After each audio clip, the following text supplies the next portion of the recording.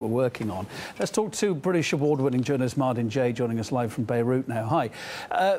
This was the main guy controlling ISIS. He had a huge bounty on his head, millions of pounds, $26 million, in fact, wasn't it, from the US. If this is confirmed, this is going to be big news. And how big impact is it going to have on ISIL if indeed he has been wiped out, along with a number of other top brass, by the sounds of it?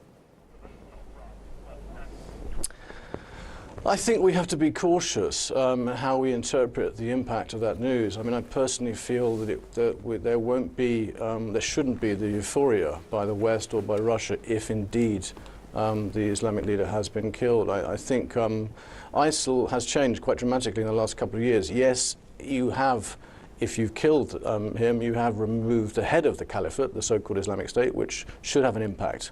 But the Islamic State, as we know it, which stretched across Syria and into parts of Iraq, no longer exists anymore, as Mosul is the last outpost there in Iraq to be taken. So I think the impact will actually be limited towards how the group goes about its bases. It's spread very thinly and it's expanding, and I think we should never forget that in the last couple of years ISIL has expanded right across, reaching countries from the west coast of Africa right across to Central Asia. So I would say we need to be cautious about this, and of course, more importantly, we also need to think about what the impact will be on countries around the world who are part of that campaign to attack ISIL and to kill the leader. You know, we have to assume that there's going to be reprisals. Like we've seen across Europe of late, even lone wolves, if you like, single people coming out, taking up the call. Is there ever going to be a time when the threat from ISIS then,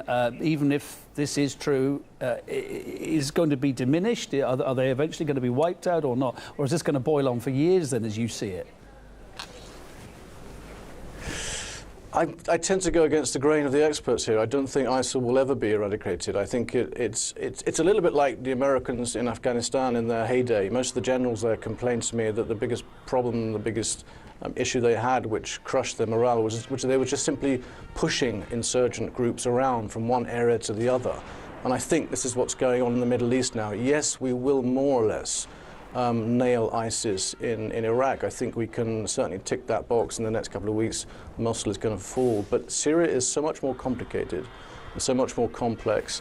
And I think what's happening with stories like this and the continued campaign, which is having some success, and depending on your viewpoint, I think ISIL is never really going to go away. I think it's just going to be spread thinner and thinner. The ideology has now been enrooted in so many people and so many various organisations around the world, and we're seeing it all the time, as you alluded to, Kevin. So what are the countries? Even very recently in London. Yeah. So what are countries like the UK that's been recently under attack there? Countries like Russia, countries like France that are on the forefront of it. What are they supposed to do in response to ISIL, and how do they counter the problem? Well, they're not. I mean, they're not tackling the root problem, the root cause, which is one of convenient ignorance. You know, journalists based here in the region, we all know what's really going on, and we're absolutely staggered by how it's not reported correctly in the Western newspapers when we see terrorist incidents in the UK, as we see. Well, we don't understand what ISIS is. We refuse to accept what it is. We refuse to accept the global apocalyptic hypocrisy by Western governments like Britain or America, who are funding countries in the Middle East who are supporting ISIS, and it's still going on today. I mean, the hilarious episode of Qatar right at the moment, you know, where you have, on the one hand, the President of America talking about terrorism and supporting terrorist groups, and on the other hand, doing huge arms deals with the Qataris. You know, we've got to be honest about this. America and Britain and most of its Western allies don't really want to destroy ISIS. ISIS is a very convenient tool that it uses on and off whenever it can. If we just look at the overthrow of Gaddafi in Libya. And so this is really the problem, I would say, hypocrisy and ignorance. And also, let's not forget, sloppy journalism on the part of Western media. That plays a very big role in this. You aren't the first to have come up with that theory yourself. Of course, a lot of people are not going to buy that, what you're saying, but you're certainly by far and away not the first person to have said that. A lot of people would agree with you. Martin Jay, British award-winning journalist, thanks for your thoughts.